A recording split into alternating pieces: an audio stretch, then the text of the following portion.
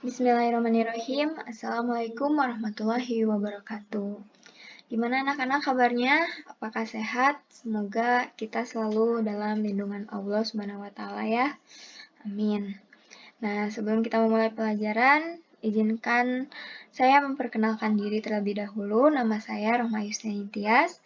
Di sini saya akan menjelaskan mata pelajaran mengenai sistem komputer, yaitu mengenai penerapan elektronika dasar dengan KD-nya yaitu 3.5, kelistrikan, komponen elektronika, dan skema rangkaian elektronika.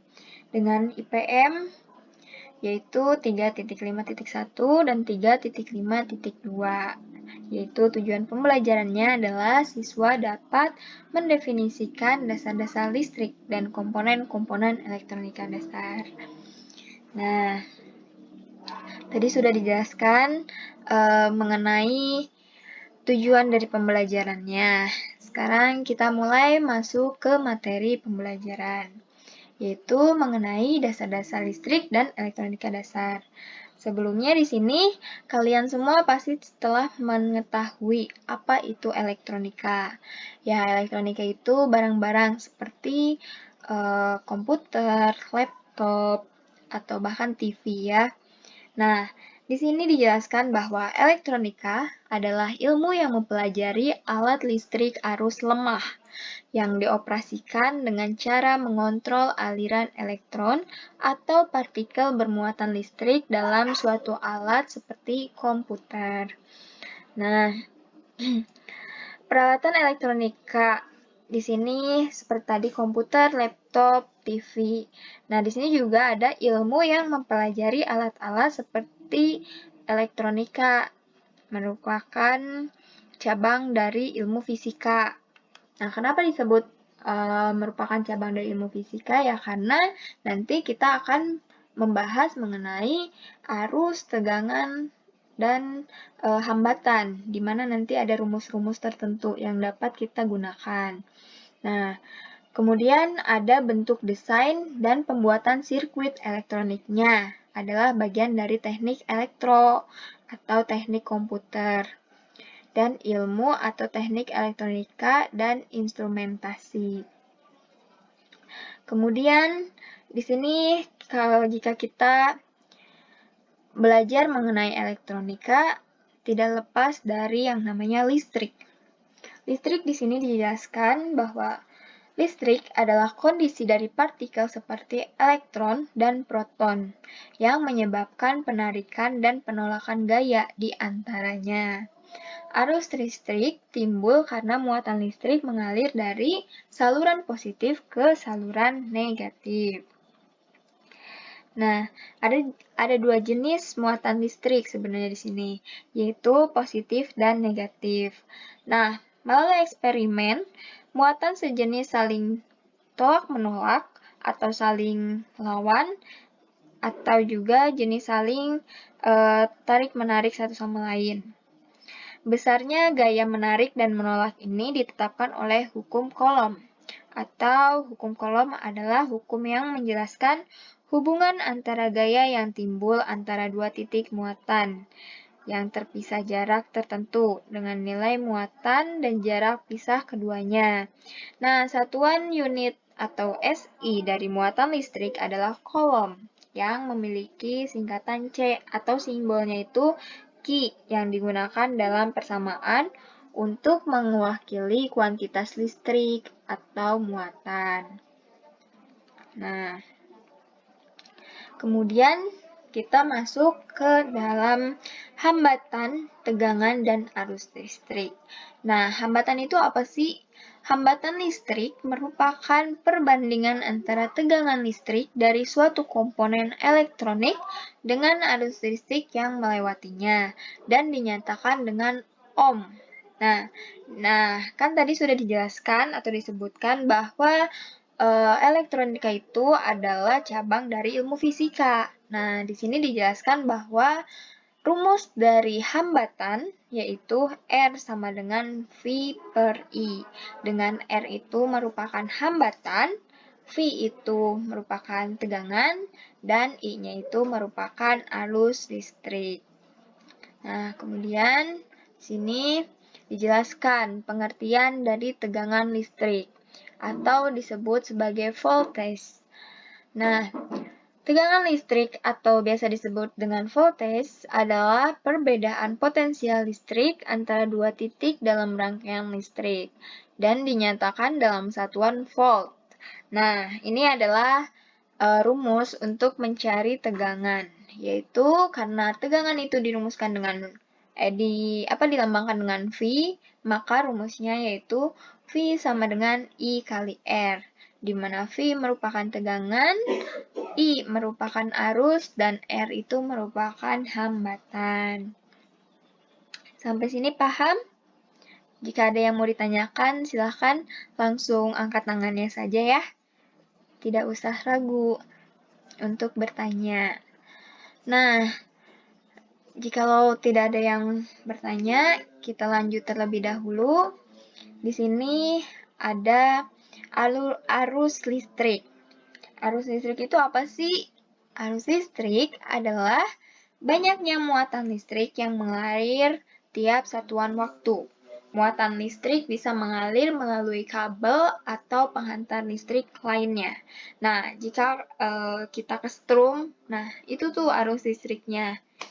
Nah, berikut merupakan rumus arus, yaitu I sama dengan Q per T. Nah, tadi sudah dijelaskan ada hambatan, tegangan, dan arus listrik ya. Sekarang kita masuk pada komponen-komponen elektronika. Nah, komponen-komponen elektronika ini adalah komponen penyusun suatu rangkaian elektronika. Jadi, memiliki fungsi-fungsi tertentu.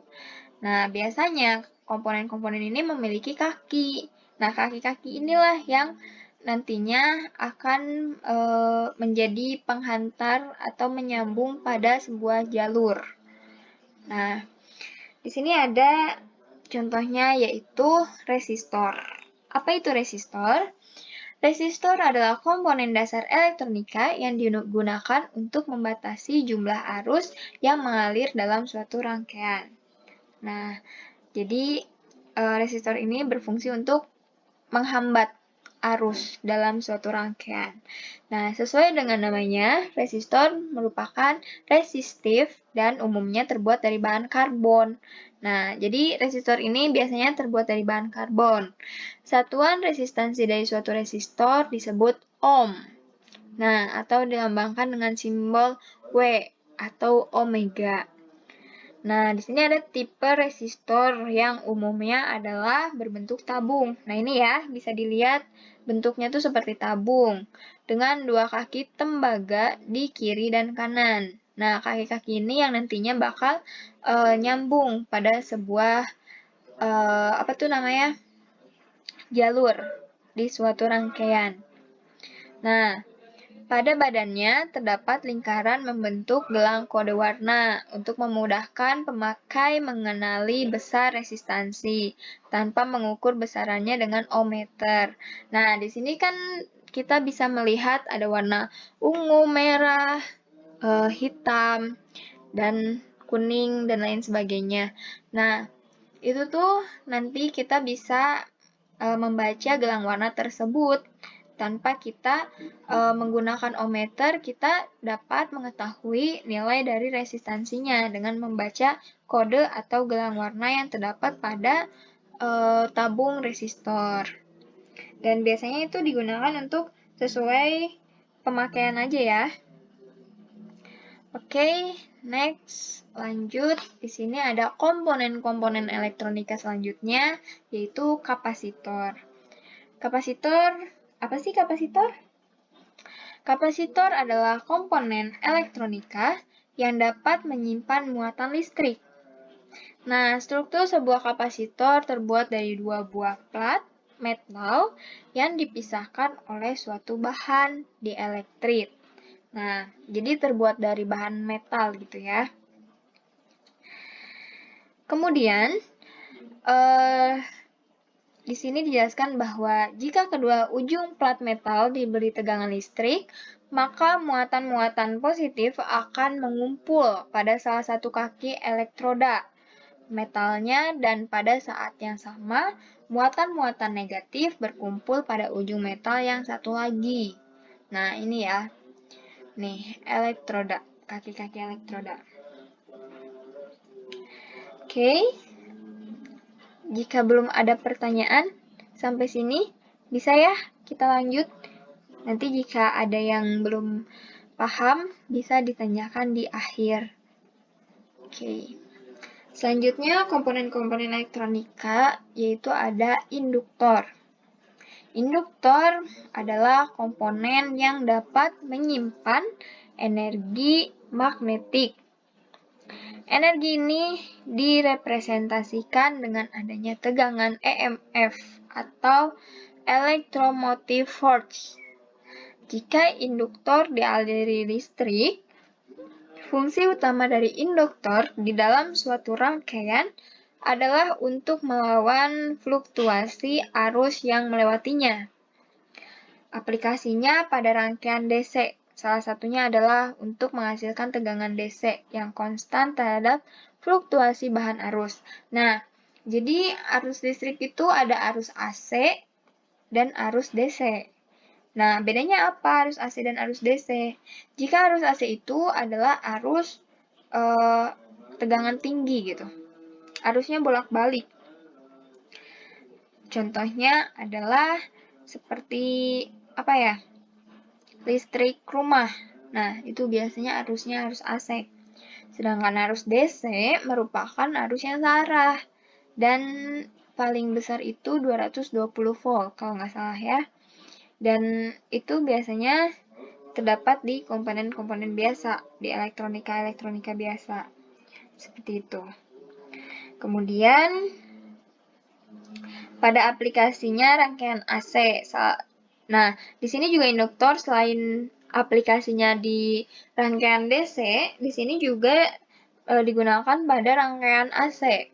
Salah satu gunanya adalah biasanya untuk meredam perubahan fluktuasi arus yang tidak diinginkan. Nah, akan lebih banyak lagi fungsi dari induktor yang bisa diaplikasikan pada rangkaian filter, tuner, dan sebagainya. Kalian bisa mengeksplor sendiri ya untuk aplikasi induktor itu pada rangkaian filter, tuner, dan sebagainya. Itu masih ada. Kemudian, nah, di sini kita sebagai siswa komputer, kita perlu mengetahui bahwa adanya elektronika digital. Nah, elektronika digital ini bersangkut paut dengan gerbang logika. Nah, gerbang logika ini yang nantinya bisa digunakan dalam suatu rangkaian elektronika. Seperti apa sih? Nah, di sini kita lihat penjelasannya terlebih dahulu ya. Elektronika digital. Elektronika digital adalah sistem elektronik yang menggunakan sinyal digital. Sinyal digital didasarkan pada sinyal yang bersifat terputus-putus. Biasanya dilambangkan dengan notasi aljabar, yaitu 1 dan 0. Nah, notasi aljabar ini 1 dan 0 itu melambangkan bahwa 1 terjadi hubungan dan notasi 0 melambangkan tidak terjadi hubungan. Hubungan apa yang dimaksud? Yaitu hubungan arus. Atau bisa kita lihat di sekitar kita, yaitu seperti saklar lampu. Jika saklarnya kita tekan ke 1, misalkan kita ibaratkan saklar itu ditekan menjadi 1. Nah, itu lampu akan menyala. Sedangkan jika kita tekan kembali menjadi posisinya 0, lampu itu otomatis akan mati. Nah, maksudnya seperti itu. Jadi di sini hubungan itu maksudnya hubungan arus gitu. Ya, jadi 1 itu melambangkan terjadinya hubungan dan 0 itu melambangkan bahwa hubungan tersebut terputus. Seperti itu. Nah, di sini kita masuk pada gerbang logika. Gerbang logika itu apa? Gerbang logika itu gerbang yang melakukan operasi logika pada satu atau lebih input dan menghasilkan output yang tunggal. Output yang dihasilkan output yang dihasilkan merupakan hasil dari serangkaian operasi logika berdasarkan prinsip-prinsip aljabar boolean. Ya, tadi ya aljabar boolean. 1 dan 0. Dalam pengertian elektronik, input dan output ini diwujudkan dan voltage atau arus tergantung dari tipe elektronik yang digunakan. Nah, sebentar ya. Di sini ada gerbang logika. Nah, ketika gini, gerbang logika itu ketika kalian menekan O seperti tadi, maka akan berlaku saklar mati gitu. Jadi kalau misalkan gerbang logika itu tadi diaplikasikan dengan bilangan 1 dan 0. Jadi ya 1 itu maksudnya itu on dan 0 itu maksudnya itu mati gitu ya. Nah, setiap gerbang logika ini membutuhkan daya yang digunakan sebagai sumber dan tempat buangan dari arus untuk memperoleh voltase yang sesuai. Nah, dalam aplikasinya, gerbang logika adalah blok-blok penyusun dari perangkat keras elektronik. Nah, gerbang logika ini dibuat dengan menggunakan transistor. Nah, sebenarnya banyak transistor yang dibutuhkan, tergantung dari bentuk gerbang logika. Nah, transistor ini merupakan salah satu komponen elektronika sebagai penyusun gerbang logika. Nah, jika kita ingin menggunakan transistor dalam gerbang logika, maka disesuaikan dengan banyaknya transistor yang dibutuhkan itu tergantung gerbang logikanya seperti apa gitu. Nah, dasar pembentukan gerbang logika adalah tabel kebenaran atau truth table. Oke. Next. Di sini ada gerbang logika. Ada 3 bentuk dasar dari tabel kebenaran, yaitu dari gerbang AND, OR, dan NOT. Berikut ini adalah tabel dan bentuk gerbang logikanya. Nah, bisa dilihat di sini bahwa dari ketiga gerbang logika ini memiliki bentuk yang berbeda. Tentunya memiliki truth table atau tabel kebenaran yang berbeda pula. Nah, kita lihat di sini satu persatu ya. Pada gerbang AND atau disebut AND gate, bila ada 2 buah inputan A dan B, maka output atau sinyal hanya dihasilkan jika A sama dengan 1 dan B sama dengan 1. Jadi ingat bahwa tadi tuh sinyal yang dihasilkan itu jika ada sinyal yang dihasilkan berarti bernilai 1, jika tidak ada sinyal yang dihasilkan bernilai 0. Ya. Nah, di sini pada gerbang AND atau AND gate, jika inputan A dan B-nya itu sama dengan 1, maka dia akan menghasilkan sinyal. Nah, lalu bagaimana jika inputannya itu sama dengan 0? Nah, jika inputan A dan B-nya itu sama dengan 0, maka tidak ada sinyal. Nah, lalu kemudian jika inputannya itu A-nya itu 0 dan B-nya itu 1, maka sama, tidak ada sinyal. Jadi, dalam gerbang AND atau AND gate, itu hanya berlaku, ada sinyal, hanya berlaku untuk inputan A dan B-nya itu bernilai 1. Jadi, selain bernilai 1, inputannya atau salah satunya itu bernilai 1 itu tidak akan mendapatkan sinyal seperti itu. Jadi harus keduanya bernilai 1. Mungkin paham sampai sini? Oke, jika tidak ada pertanyaan bisa dilanjut ya. Nah, kemudian di sini ada gerbang logika OR gate atau gerbang logika OR. Nah, pada gerbang logika OR, bila ada dua buah inputan A dan B, maka output atau sinyal akan dihasilkan jika salah satu atau kedua inputan bernilai 1. Nah, ini kebalikan dari yang tadi, dari yang N. Jika OR, OR akan menghasilkan sinyal jika kedua inputan atau salah satu dari inputan tersebut bernilai 1, maka akan menghasilkan sinyal. Nah, tetapi jika kedua inputannya bernilai 0, maka tidak akan menghasilkan sinyal.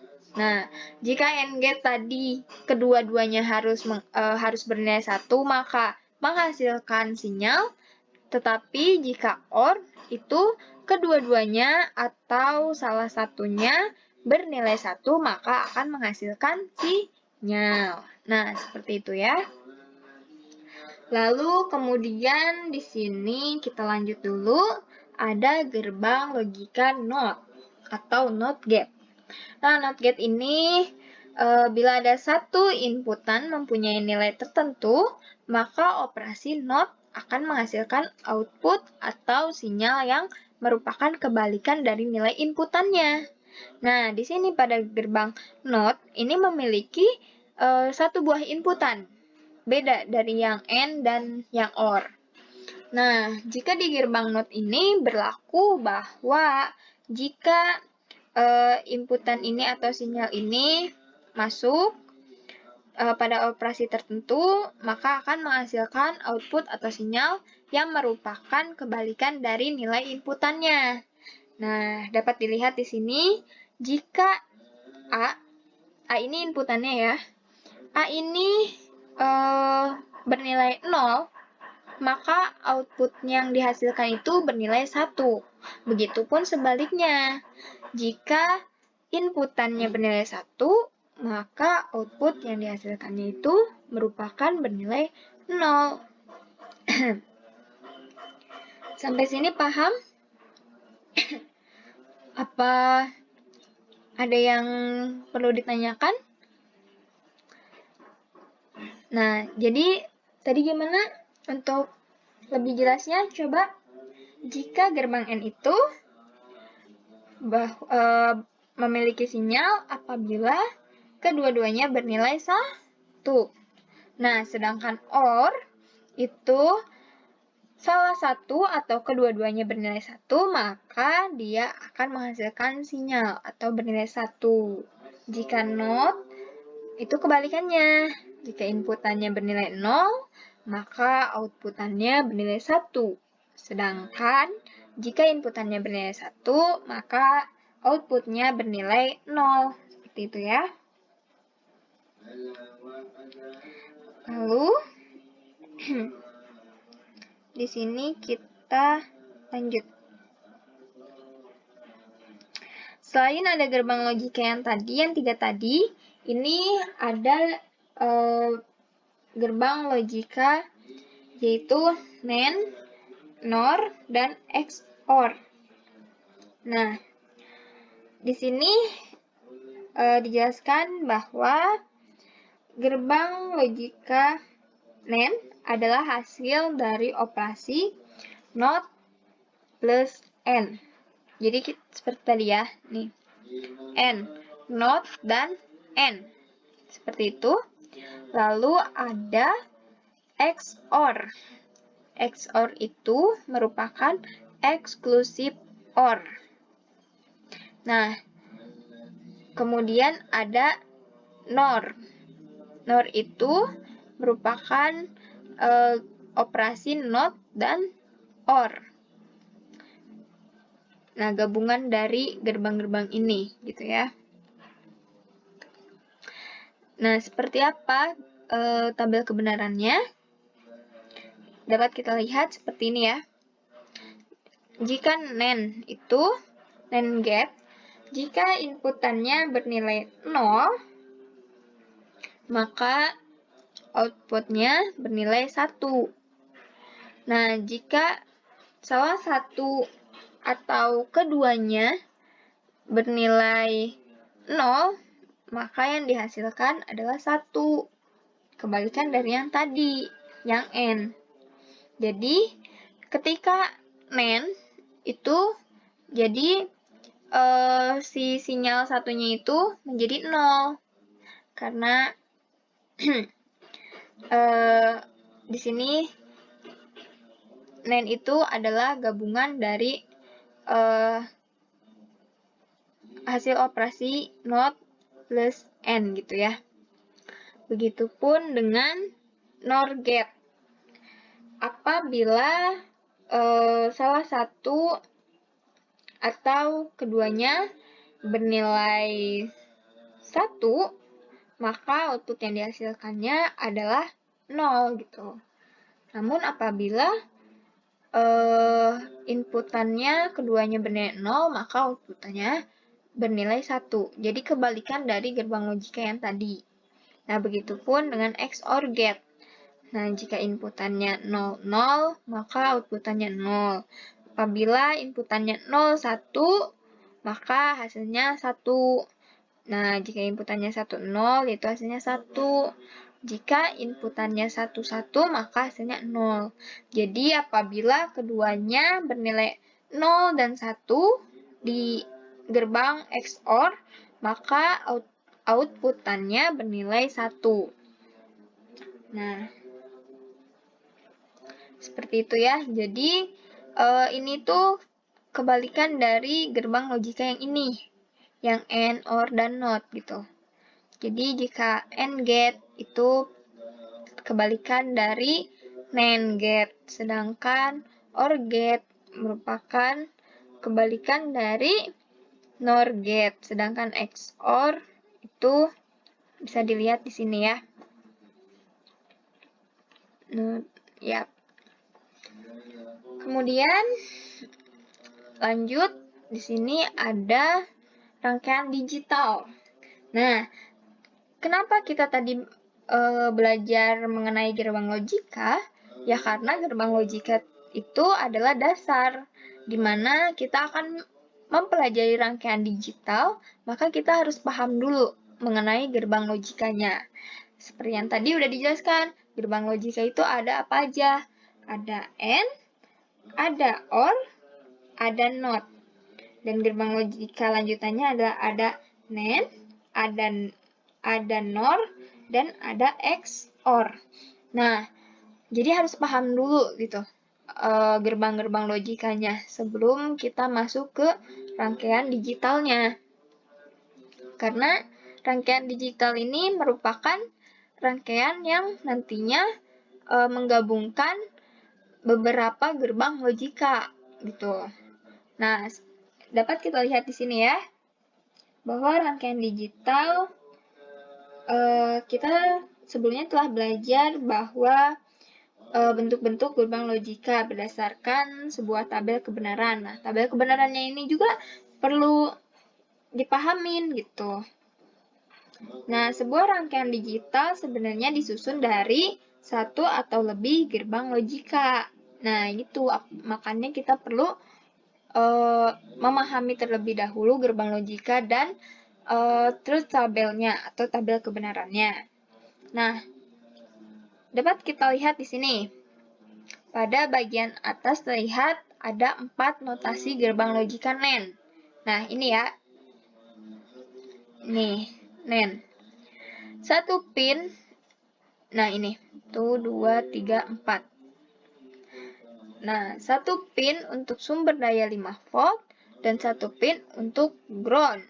Nah, ini 5 volt dan untuk ground. Di sini ground. Sedangkan pada bagian bawah adalah representasi dari rangkaian digital ini, yaitu sebuah chip 7400. Nah, ini. Nah, ini ya salah satu aplikasi dari pengaplikasian dari gerbang logika. Oke. Ya, mungkin cukup sekian materinya dari gerbang logika dan dari rangkaian elektronika dasar. Bagaimana? Nah, ini ada referensi yang saya gunakan, yaitu modul pembelajaran rekayasa perangkat lunak. Ya, barangkali nanti ada yang mau ditanyakan, silahkan ditanyakan. Nah, ini ada modul pembelajarannya. Nanti saya share semuanya dari PowerPoint yang telah saya sajikan dan modulnya. Kemudian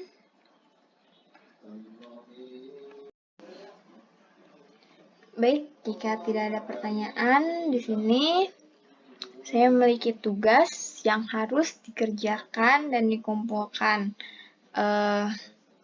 Ada waktu beberapa menit lagi, 10 menit lagi. Nah, ini bisa disalin dulu tugasnya, yaitu soal latihan. Yang pertama, menjelaskan pengertian elektronika. Nah, tadi udah dijelaskan ya. Bagi yang menyimak pasti sudah tahu dan bisa mengerjakan semua ini. Nah, yang kedua, sebutkan hubungan antara muatan listrik, hambatan, tegangan, dan arus. Yang ketiga, sebutkan komponen-komponen elektronika yang Anda ketahui. Tadi sudah diberi contoh. Lebih baik lagi jika kalian mengeksplor. Nah, yang keempat, sebutkan pengertian elektronika digital. Ya, tadi sudah dijelaskan. Yang kelima, gambarkan bentuk-bentuk gerbang logika. Dan yang keenam adalah gambarkan satu contoh rangkaian digital. Nah, dari soal 1 sampai 6 tadi sudah dijelaskan. Nah, kalian tinggal mengerjakan saja. Ini dikumpulkan minggu depan. Sekarang kalian salin dulu tugasnya. Atau enggak, nanti saya kirim saja filenya ke ketua kelas ya. Nanti kalian tinggal mengeksplor lagi lebih jauh untuk mengerjakan soal 1 sampai dengan 6. Jika tidak ada pertanyaan, mungkin cukupkan sampai sekian pertemuan minggu ini. Mohon maaf jika ada kata-kata yang salah. Dan apabila ada yang tidak dimengerti dan tidak dipahami, boleh langsung japri ke saya atau bisa tanya ke teman-temannya ya. Jangan lupa juga ini ada tugas minggu depan harus dikumpulkan ya. Terima kasih karena kondisi kelasnya tertib. Ya, cukup sekian pertemuan kali ini. Saya tutup. Sehat-sehat selalu. Wassalamualaikum warahmatullahi wabarakatuh.